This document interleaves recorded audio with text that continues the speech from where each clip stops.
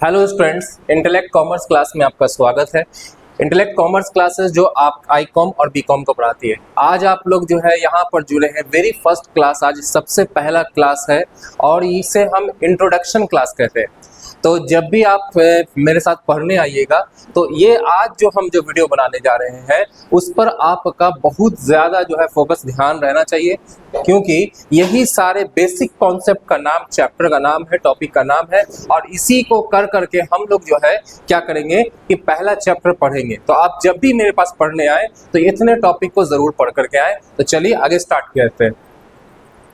देखिए बच्चों, सबसे पहले आपको जो बुक्स हम रिकमेंड करेंगे आपको पढ़ने के लिए क्लास 11th में, तो 3 तरह का जो है आपको बुक पढ़ना है, अकाउंट्स, इकोनॉमिक्स और बिजनेस स्टडीज। अकाउंट्स का बुक आप डॉक्टर एस.के. सिंह का ले लेंगे, इकोनॉमिक्स का बुक अनुपम अग्रवाल की ले लेंगे और बिजनेस स्टडीज की बुक डॉक्टर एस.के. सिंह की ही ले लेंगे।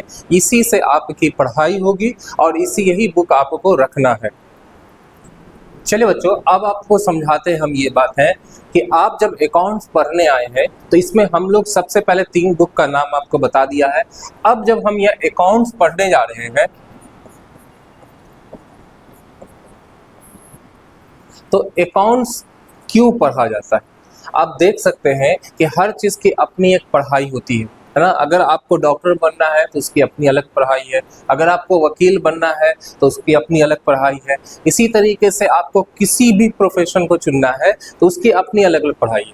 अब ये है कि कॉमर्स जो आप पढ़ रहे हैं, ये कॉमर्स किस लिए पढ़ रहे हैं, क्या पढ़ाई है इसकी, तो समझिए। अगर आपको बिजनेस को समझना है, क्योंकि पहले के समय में बिजनेस का साइज हुआ करता था छोटा, तो बिजनेस के ट्रांजेक्शन्स को याद रखना आसान हुआ करता था। अगर आपको बहुत ईजिली हम समझ रहे हैं, लेकिन धीरे धीरे आप देख रहे हैं बिजनेस बहुत तेजी से आगे बढ़ रहा है और ये बिजनेस आगे बढ़ने की वजह से ना, बिजनेस आगे बढ़ने की वजह से हो रहा है क्या कि आपको इसमें ट्रांजेक्शन्स को याद रखना मुश्किल हो जा रहा है। इसको आप एक एग्जांपल से समझते हैं। मान लीजिए कि आप अपने घर से आज कोचिंग की तरफ आए हैं, तो आपकी मम्मी कहें कि जो है आपको कुछ 2 सामान बता दें कि ये 2 सामान जो है लेकर के आ जाना है, यानी चीनी ले आना है और कुछ और सामान ले आना है। आपको याद रह जाएगा कि बहुत आसान है, हम जा करके इसको लिखना पड़ेगा। आप जाएंगे और ख़रीद करके घर ले जाएंगे। लेकिन अगर मान लीजिए कि आपके घर में आपकी बहन की शादी है और आपसे कहा यह जाए कि कुछ 40-50 आइटम बताया जाए कि ये सामान लेके आना है, तो आप उसे नहीं याद कर पाओगे। आप उसके लिए क्या करोगे, एक लिस्ट बनाओगे, है ना, यानी कि कॉपी पे एक लिस्ट बनाओगे, हाँ ये सामान है, ये सामान हमको लेके आना है, इतना केजी, इतना ग्राम, तब आप आराम से उसको ले जाओगे। सेम काम बिजनेस में होता है। बिजनेस में क्या होता है कि आपको जितना भी बिजनेस के जितने भी दिन भर में जितने भी ट्रांजैक्शन होते हैं, लेन देन होते हैं, उसको हमको लिखना पड़ता है। और ये जो लिखने का काम है, ये चीज़ करने का काम है, ये सब हम कहाँ सीखते हैं, अकाउंट्स में सीखते हैं। तो यही अकाउंट्स का मूलभूत है, यानी कि अकाउंट्स की बातें हैं, उसको समझना होगा। अब किसी भी चीज़ को समझने के लिए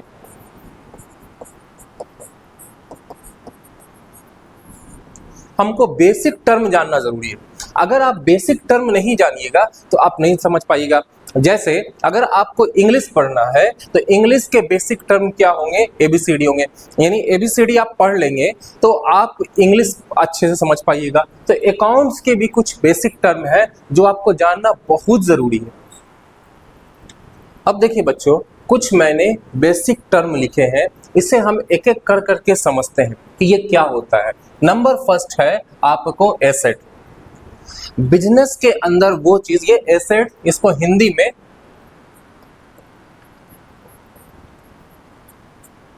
संपत्ति का नाम जानते हैं। बिजनेस के अंदर वो सारा चीज जिससे हम बिजनेस करते हैं, जिससे हम पैसा अर्न करते हैं, जिसका हम इस्तेमाल कर करके जो है आपको बिजनेस को आगे बढ़ाते हैं, वो सारा सामान जिससे हम किसका कैश में कुछ वैल्यू होता हो, वो सभी का सभी क्या कहलाता है, एसेट कहलाता है। Let's take an example. हम लोग एक एग्जांपल लेते हैं जिससे आपको समझ सकते हैं। जैसे कि एग्जांपल के तौर पर मशीन। आपने कभी ना कभी किसी बिजनेस में मशीन का यूज होते हुए देखा होगा। जैसे कि एग्जांपल के तौर पर आप कभी फोटोकॉपी कराने जाते हो तो फोटोकॉपी किससे होता है, एक मशीन से होता है।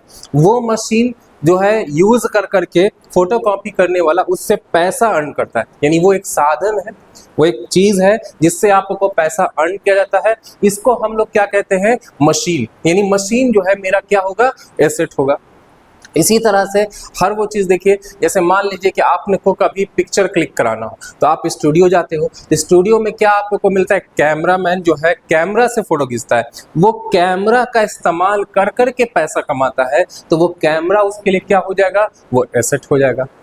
इसी तरह से हर वो चीज़ जहां जहां आपको जिस चीज का इस्तेमाल करके पैसा कमाया जाता है, वो पैसा जो है आपके लिए क्या हो जाएगा, वो आपको एसेट हो जाएगा। तो मशीन हो गया, जमीन, जमीन तो कितना बड़ा एसेट है, आप देख सकते हो जमीन जो है आपको आजकल लोग खरीदते हैं, उसे बेचते भी है, या जमीन का इस्तेमाल कर करके उससे पैसा कमाया जाता है। बिल्डिंग, आज का समय है, बड़ा बड़ा जो है अपार्टमेंट्स बन रहे हैं, उसमें रेंट लगाया जा रहा है, उससे पैसा अर्न किया जा रहा है, तो ये सब मेरा क्या है, एसेट है। फर्नीचर ना, फर्नीचर देखते हो कि बड़ा बड़ा जो है आपको अलग अलग जगह पे फर्नीचर रखा जाता है। जैसे मान लीजिए मेरा कोचिंग है, तो मेरे कोचिंग में जितने टेबल बेंच है वो मेरे लिए क्या है, एसेट है, क्योंकि उसी का हम यूज कर करके पैसा अर्न कर रहे हैं, है ना, आज भी और पहले भी, और जब तक पढ़ाएंगे तब तक वो मेरे लिए क्या होगा, एसेट होगा। स्टॉक, स्टॉक भी जो है मेरा क्या हो जाएगा, एसेट हो जाएगा। स्टॉक का हम देखते हैं बड़े बड़े, स्टॉक क्या होता है पहले आप समझिए। स्टॉक जो बिजनेस में अभी सामान मेरे पास अभी बेचा नहीं है, जैसे एक दवाई के दुकान में, एक मेडिसिन के दुकान में जो मेडिसिन हमारा बेचा हुआ नहीं है, वो हमारा क्या हो जाएगा, एसेट हो जाएगा, ठीक है। तो स्टॉक मेरा क्या हो जाएगा, एसेट हो जाएगा। तो बच्चों स्टॉक के बाद अगला आते हैं हम लोग कंप्यूटर। आप देखे होंगे कंप्यूटर का इस्तेमाल करके बड़े बड़े साइबर कैफे में जो है आपको कंप्यूटर का इस्तेमाल करके उससे पैसा अर्न किया जाता है, तो वो कंप्यूटर उसके लिए एसेट होगा। ट्रक, ट्रक भी जो है एक तरह का ट्रक से जो है बहुत सारे बिजनेस होते हैं, ट्रक एसेट। और cash,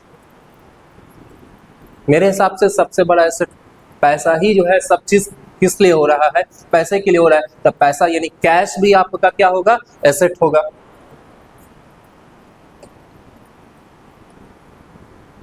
sundry debtor, bills receivable, यानी और बहुत टाइप्स के एसेट है। अगर हम सिर्फ एसेट्स पे ही बात करते चले तो वो एसेट्स आपका लिखते चले जाएंगे और खत्म नहीं होगा।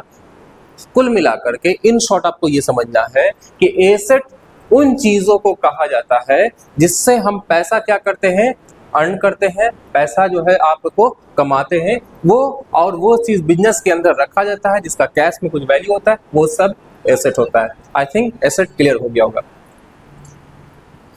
बढ़ते हैं दूसरा चीज, लायबिलिटीज। लायबिलिटीज को दायित्व कहा जाता है। बिजनेस के अंदर वो सारा चीज जिसे हम अपने पास रख नहीं सकते हैं, जिसको मुझे पेमेंट करना है इन फ्यूचर, वो मेरा क्या कहलाएगा, लायबिलिटीज कहलाएगा।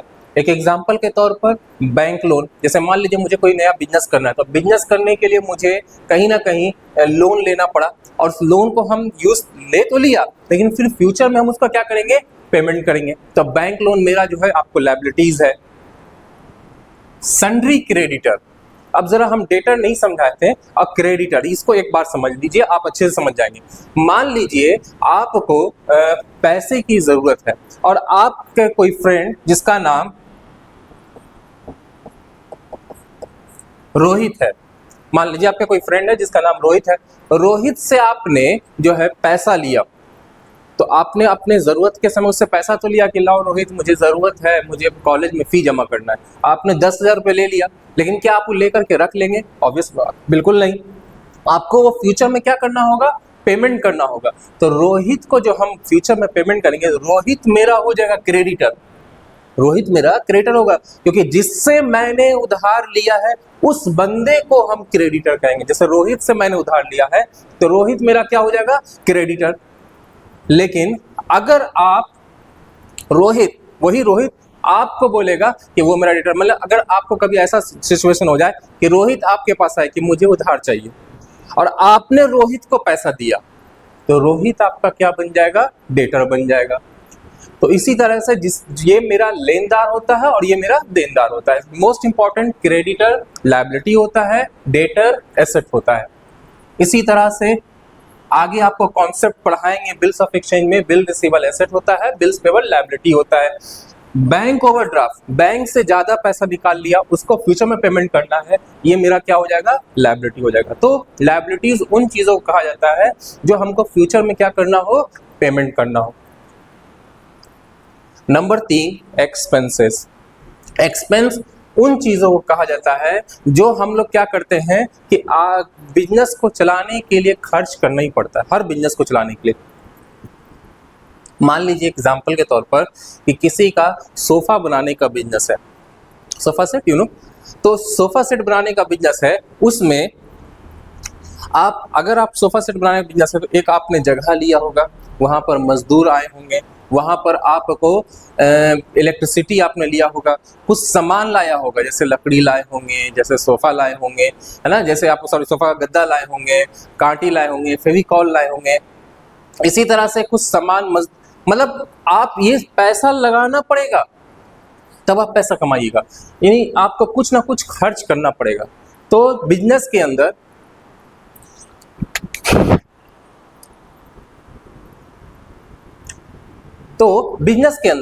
आपको पैसा क्या करना पड़ेगा, लगाना पड़ेगा, खर्च करना पड़ेगा। तो वो सब मेरे लिए क्या हो जाएगा, एक्सपेंस। जैसे रेंट देना, रेंट नहीं देंगे तो फिर वो बिजनेस कैसे चलेगा, जैसे सैलरी देना, जैसे कमीशन देना, जैसे परचेस करना, सामान कुछ खरीदना, जैसे एडवर्टीजमेंट करना, एडवर्टाइज करना, ये सब मेरे लिए क्या है, खर्च है। कहीं ना कहीं ये मेरे लिए खर्च है, रेंट देना, सैलरी देना, कमीशन देना, परचेस करना, एडवर्टीजमेंट करना, ये सब मेरे लिए खर्च की सैलरी में आएगा, क्योंकि अगर ये नहीं करेंगे तो बिजनेस चलेगा नहीं। Now 4 number, income. बिजनेस को चलाने के लिए जब हम बिजनेस को इतना सारा कर चुके होते हैं तो अब हमको इनकम रिसीव होता है, जैसे रेंट मिलना, जैसे कमीशन मिलना, जैसे सेल करना, जैसे सैलरी मिलना। ध्यान देने वाली बात यहाँ पर यह है कि अगर हम किसी को सैलरी दे रहे हैं तो मेरा एक्सपेंस। मान लीजिए हम टीचर हैं और हम जो है, मेरे अंडर में कोई टीचर है तो हम उनको सैलरी देंगे पढ़ाने का, तो वो मेरे लिए एक्सपेंस है। लेकिन हम किसी दूसरे कोचिंग में जाके पढ़ा रहे हैं और मुझे वहाँ सैलरी मिल रहा है, सैलरी रिसीव, ये मेरा इनकम। तो ये 4 बेसिक टर्म है जिसको आपको पहले क्लास से पहले एकदम अच्छे से रिवीजन कर लेना है। इन शॉर्ट हम बताते हैं, एसेट उन चीज़ों को कहते हैं जिसका यूज करके बिजनेस जो है किया जाता है और पैसा अर्न किया जाता है, जैसे machine, land, building, furniture. Liabilities उन चीजों को कहते हैं जो मेरे लिए क्या है, फ्यूचर में हम उसको पेमेंट करना है, बैंक लोन, सिंडिकेटर, बिल्स पेबल, बैंक ओवरड्राफ्ट, ये सब मेरी लायबिलिटी है। एक्सपेंस, बिजनेस के अंदर वो सारा चीज जिसको हम क्या कर सकते हैं कि हमको हर हाल में पैसा खर्च करना है बिजनेस चलाने के लिए, रेंट देना, सैलरी देना, कमीशन देना, एटसेट्रा। और बिजनेस करने से हमको कुछ ना कुछ इनकम होता है, ये सब मेरा क्या किस कैटेगरी में आ जाएगा, इनकम के कैटेगरी में आ जाएगा।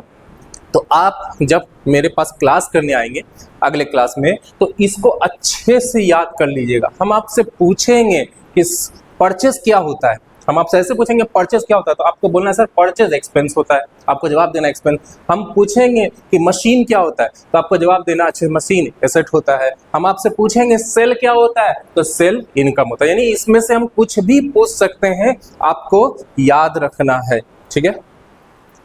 अब समझते हैं अगली बात। जैसे आप मैथ पढ़ रहे थे, मैथ में आपको प्लस, माइनस, इंटू, डिवाइड का साइन मिला था। अकाउंट्स के अंदर 2 साइन मिलेगा, कौन कौन, एक डीआर और एक सीआर। डीआर का मतलब डेबिट होता है, सीआर का मतलब क्रेडिट होता है। ये दोनों आपको यूज करते रहना है। अगर हम पहला चैप्टर जनरल एंट्री पढ़ाएंगे, डेबिट का जगह ऊपर होता है और क्रेडिट का जगह नीचे होता है, ये याद रखना है बच्चों। पहला चैप्टर हम लोग जर्नल एंट्री पढ़ने वाले हैं, तो आप देख सकते हो journal entry. Journal entry basic जो है आपको अकाउंट्स होता है जिसमें आपको हम सिखाएंगे क्या, दो चीजें, एक रूल आपको याद रखना है, बेसिक मतलब हर दिन के ट्रांजेक्शन को लिखेगा, ये हम जब चैप्टर स्टार्ट करेंगे तो आपको समझाएंगे। इसमें आपको एक रूल याद रखना है, जैसे मैथ में फॉर्मूला याद रखते हैं तो यहाँ रूल याद रखना है। एसेट और एक्सपेंस दोनों के लिए रूल है कि डेबिट द इंक्रीज, अगर बढ़ेगा तो डेबिट करेंगे, क्रेडिट द डिक्रीज, घटेगा तो क्रेडिट करेंगे। पहला रूल ये है, ये पहला रूल हो गया। और दूसरा रूल इनकम और लायबिलिटीज के लिए है, credit the increase, debit the decrease. तो ये भी आपको याद रखना है, ये भी हम आपसे पूछेंगे कि एसेट का रूल बताइए, तो आपको एसेट का रूल बताना है sir debit the increase, credit the decrease. हम आपसे पूछेंगे लायबिलिटीज का रूल बताइए, तब आपको बोलना होगा क्रेडिट द इंक्रीज और debit the decrease. I hope आपको आज का वीडियो अच्छे से समझ में आया होगा। आप एक बार और प्ले करके देख सकते हैं, अच्छा लगा है तो आप इसे और देखें, अपने दोस्तों को शेयर करें, चैनल को सब्सक्राइब करें। Have a nice day.